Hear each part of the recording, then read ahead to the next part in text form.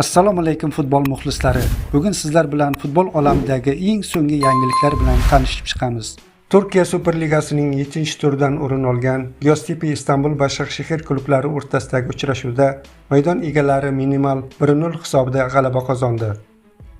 Bellashuvdagi yagona golni birinchi bo'limning 43-daqiqasida Juan Santos da Silva kiritib, jamoasiga 3 ochkoni taqdim etdi.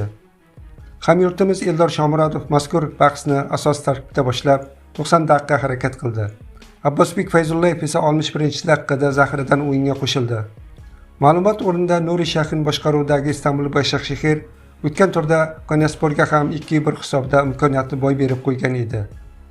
Jamoani endi qiyin uchrashuv kutib turibdi. Başakşehir navbatdagi o'yinni 18-oktyabr kuni turnir jadvalidagi peshqadamlik qilayotgan Galatasarayga qarshi maydonga tushadi. Biz esa hamyurtlarimiz o'ynayotgan Başakşehir jamoasiga omad tilab qolamiz.